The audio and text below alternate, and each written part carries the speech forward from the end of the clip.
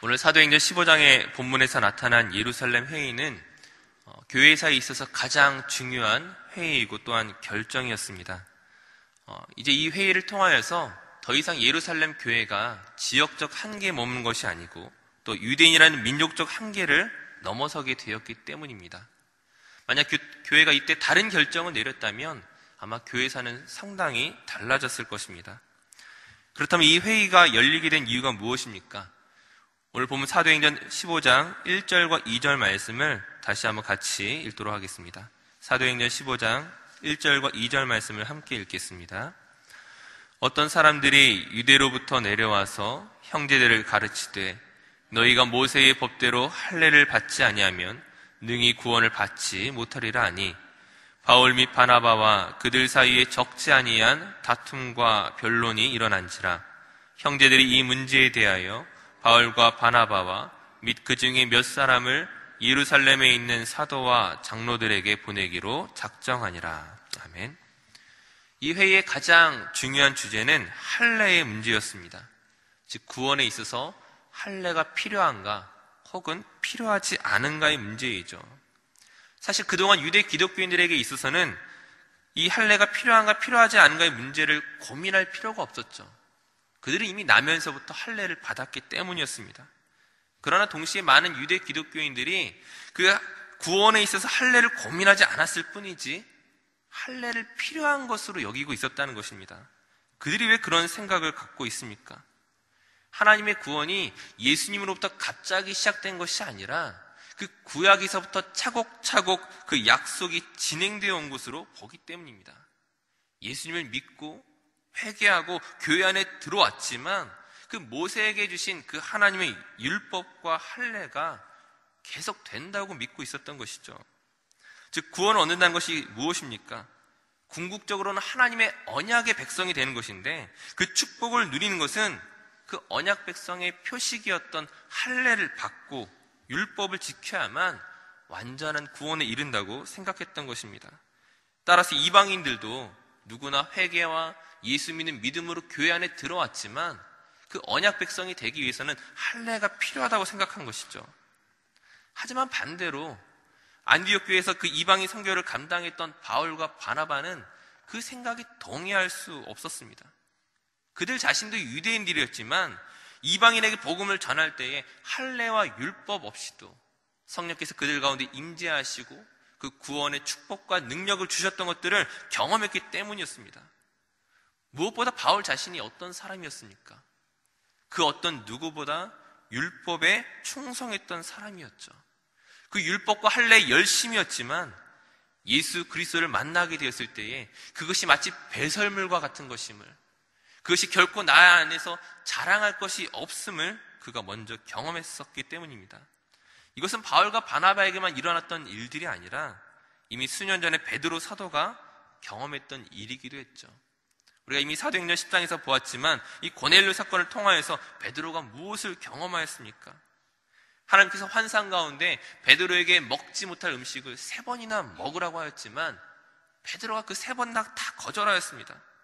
어릴 때부터 주입된 그 유대인의 율법과 간습과 선입견이 하나님의 음성도 하나님의 명령도 거절하려는 그런 반응들을 보이게 했던 것이죠. 하지만 하나님께서도 물러서지 아니하시고 그 베드로의 생각을 그 단호하게 깨트리시죠. 결국 베드로가 무엇을 깨달았습니까? 이것은 단지 먹느냐 먹지 않느냐의 문제가 아니라 하나님께서 이방인들을 구원하시고자 하는 그 계획을 가지고 있음을 그가 깨닫게 되죠. 베드로가 이제 고넬료에게 복음을 전할 때에 할례와 율법의 문제를 고민하기도 전에 이미 고넬료와 그곳에 있던 이방인들에게 성령이 임재하시고 그들이 방언을 말하기 시작하였습니다. 그동안 구원에 있어서 이방인을 배제하고 있었던 베드로와 함께 있던 유대인들이 놀랐죠. 복음 사역에 있어서 그 할례 없는 신앙, 율법 없는 신앙에 대해서 고민할 새도 없이 이 모든 일이 진행되었지만 그들 눈앞에서 펼쳐졌던 그 역사와 기적을 보았을 때에 그들이 감히 부인할 수가 없었습니다. 베드로와 그 함께 있던 사람들뿐만이 아니라 그들이 예루살렘으로 돌아왔을 때에 베드로가 이방인들과 식사한 것에 대해서 힐난했던 사람들에게 베드로가 설명하죠. 하나님께서 내게 보여주셨던 그 환상과 그 이방인들에게 일어난 그 성령의 놀라운 역사를 말할 때에 내가 누구이기에 하나님을 맡겠느냐는 그 베드로의 말에 함께 모였던 예루살렘 교회 유대인들 역시 하나님께서 이방인에게도 생명 없는 회개를 주셨다라며 수긍하며 마치게 됩니다. 무엇입니까? 감히 성령께서 하시는 일들에 대해서 의문을 품거나 문제를 제기할 사람이 없다는 것이죠. 왜냐하면 그들 자신도 성령을 경험하고 성령께서 주시는 그 은사와 능력과 그 구원을 경험했기 때문이었습니다. 하지만 그 놀라운 역사 때문에 막상 그들이 가지고 있던 그 고민들, 할례와 율법의 문제에 대해서는 감히 공론화되지 못하고 그냥 덮고 지나간 것이었습니다. 그 이후에도 그 교회사에 있어서 어떤 사건들이 벌어지고 있었습니까? 여러 상황이 바뀌게 되죠.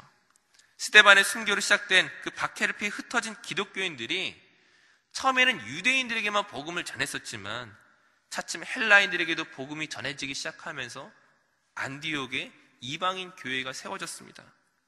예루살렘 교회가 그 이방인 교회의 탄생 소식을 듣고 바나바를 안디옥에 보내고, 그리고 바나바는 바울과 함께 여러 지역에 복음을 전하면서 이방인 교회가 차츰차츰 생겨가면서 이제 1차 전도여행에서 돌아왔던 바울과 바나바가 공식적으로 이 일들을 보고하였죠.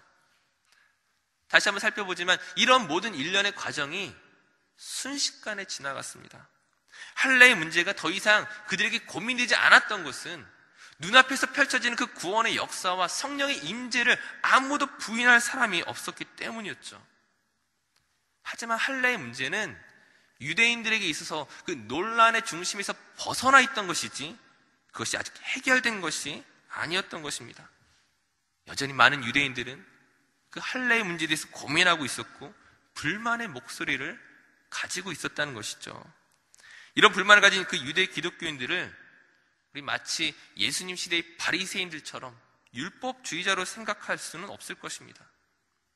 그들이 왜 그런 생각을 가질 수밖에 없었습니까? 그들이 어려서부터 할례를 받았고 율법을 배웠고 기독교인이 되고 난 이후에도 여전히 그 율법의 조항들이 그들의 삶 깊숙이 뿌리 잡고 있었습니다. 무엇보다 예수님께서 율법의 폐지를 가르치신 것이 아니라 예수 그리스도가 율법의 완성, 율법을 이어간다고 가르쳤기 때문입니다. 그들에게 있어서 할례란 단지 이방인들과 그 유대인들을 구별하기 위한 어떤 특권 의식으로 남아있는 것이 아니라 하나님의 약속이라는 차원에서 예수 그리스도가 그 율법의 완성이라는 차원에서 그 율법을 여전히 이해하고 있었기 때문입니다. 하지만 막상 유대 기독교인들이 무엇을 놓치고 있는 것입니까? 오늘 본문에서 베드로가 이 문제에 대해서 무엇이라고 말하는지 우리 사도행전 15장 10절과 11절 말씀을 한번 같이 읽겠습니다. 사도행전 15장 10절 11절 말씀 함께 읽겠습니다. 그런데 지금 너희가 어찌하여 하나님을 시험하여 우리 조상과 우리도 능히 매지 못하던 멍에를 제자들의 목에 두려느냐? 그러나 우리는 그들이 우리와 동일하게 주 예수의 은혜로 구원받는 줄을 믿노라 하니라. 아멘. 할례를 받는다는 것은 무엇입니까? 그것은 율법의 모든 조항과 의무들을 지키는 것을 말하죠. 그런데 할례를 받고 철저한 그 율법 교육을 받은 그 유대인들이라고 해서 과연 그 율법을 만족시킬 수 있겠습니까? 베드로는 그렇게 교육을 받은 우리나 혹은 우리의 조상이라 할지라도 그것이 불가능한 일이었음을 말하고 있죠. 예수님께서 그 십자가의 죽으심으로 그 모든 율법을 깨뜨리시고 그 율법의 멍에에서 우리를 해방시켜 주셨습니다. 우리의 구속주가 되셨죠. 누구나 그 주님을 믿기만 하면 하나님의 자녀가 되는 그 권세와 축복을 누리게 하였습니다. 그런데 그 유대인들 그들 자신도 지킬 수 없었던, 능히 맬 수 없었던 그 멍에를 왜 다시금 끌어들이려고 하느냐 말하고 있는 것이죠. 유대 기독교인들이 무엇을 몰랐습니까?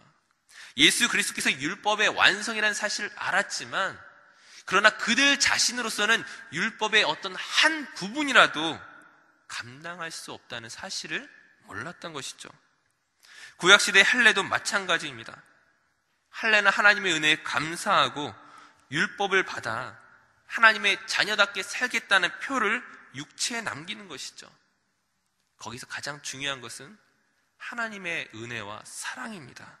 이를 받아들이는 통로로서 그것을 인정하는 표식이지 그 자체가 그들을 구원할 수 없는 것이었죠. 할례는 구원을 얻는 수단이나 조건이 아니라 하나님의 은혜를 상징하는 것이었습니다. 이제 그 은혜의 방법으로 예수 그리스도가 우리에게 주어졌는데 왜 여전히 그 할례를 붙잡고 있느냐 말하는 것이죠. 이처럼 베드로가 다시 한번 예루살렘 회의에서 자신에게 있었던 그 고넬료의 사건과 또 이방인 선교의 이 모든 일들을 꺼내면서 무엇을 결론 내리게 됩니까? 그들이 무엇을 이제 인정하게 됩니까? 그동안 암묵적으로 이방인들의 그 구원 계획에 있어서 단지 인정했던 것을 넘어서서 무엇을 깨닫게 되었습니까? 지금 이방인 기독교인들이 할례를 받아야 하느냐 혹은 받지 않아도 되느냐 그 문제가 아니라 유대 기독교인들 스스로가 더 이상 그들의 구원을 할례가 아니라 예수 그리스도에게만 의존해야 된다는 사실로 바뀌었다는 것이죠.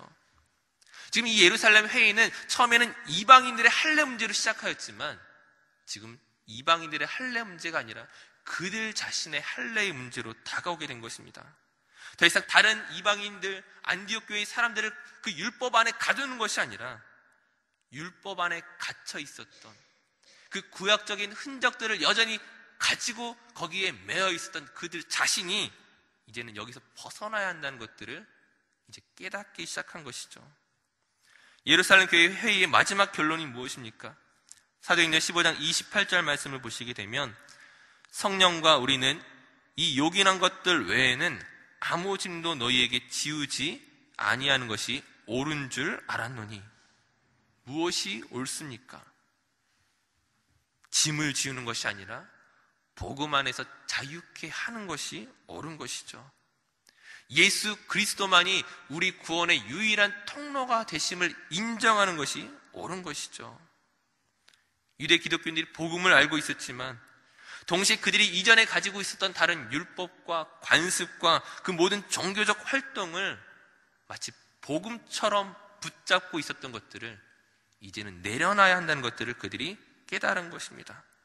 그 멍에와 같은 것을 또다시 우리가 지고 가거나 또 다른 사람에게 지우면 안 된다는 것들을 깨닫게 된 것이죠. 오늘 말씀을 통하여 우리 자신을 돌아보았으면 좋겠습니다. 혹시 우리에게도 그들과 같은 모습이 있지 않습니까? 교회의 전통과 관습과 상식과 문화라는 이름으로 복음을 막아서고 있는 것이 혹시 우리 자신이 아니었는지를 생각해 봐야 됩니다. 오늘날 교회의 문턱이 너무나 높은 것은 아닙니까? 세상 사람들이 교회 안에 들어올 때에 그 복장과 취미와 습관과 말투와 직업과 성별과 재산과 이 모든 등등에 따라서 그 교회에 들어오는 것들을 꺼리게 만들고 있지는 않습니까? 반대로 교회 안에 들어왔던 사람들에게 그 복음과 상관없는 문제들로 인하여 누군가를 판단하고 정죄하는 것들을 통하여 그들이 교회 안에 머무는 것들을 포기하게 만들고 있지는 않습니까? 우린 교회 안에서 어떤 다른 유대 기독교인들을 찾기 이전에 내가 그런 사람이 아니었는지를 돌아봐야 됩니다.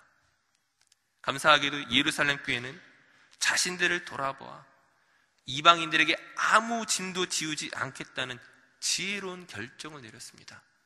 옳은 결정을 내렸죠. 마찬가지로 우리도 오늘 우리에게 주어진 교회와 우리의 삶 속에서 하나님이 기뻐하시는 옳은 결정을 내려야 됩니다. 세상에서 만나는 그 모든 사람들에게 참 자유를 주시는 예수 그리스도만을 전해야 할 것이고, 교회 안에 속한 우리 형제 자매들에게 복음 안에서 서로를 격려하고 품는 것이 오늘 우리에게 주어진 놀라운 일일 줄로 믿습니다. 그리스도의 은혜와 사랑이 전하여지는 축복의 통로가 되는 저 어린 모든 성도들 되시기를 간절히 축원합니다. 기도하시겠습니다. 참 좋으신 아버지 하나님, 복음 안에서 우리를 자유케 하셨음에도 불구하고 우리가 신앙생활을 하다 보면 복음 아닌 다른 것들을 마치 진리처럼 붙잡고 다른 사람과 우리 자신을 멍에 씌우고 힘들게 하지는 않았는지 다시금 돌아봅니다. 예수 그리스도 안에서 참 자유를 누리게 하시고 그 자유의 그 기쁜 소식들을 세상에 널리 전파할 수 있는 복음의 사역자들, 일꾼들 될 수 있도록 우리를 인도하여 주시옵소서. 오늘 하루도 우리가 만나는 사람들 앞에서 그 복음의 놀라운 자유와 승리를 전할 수 있는 담대함을 허락하여 주시옵소서. 이 모든 것 감사드리며 예수님의 이름으로 기도드립니다. 아멘.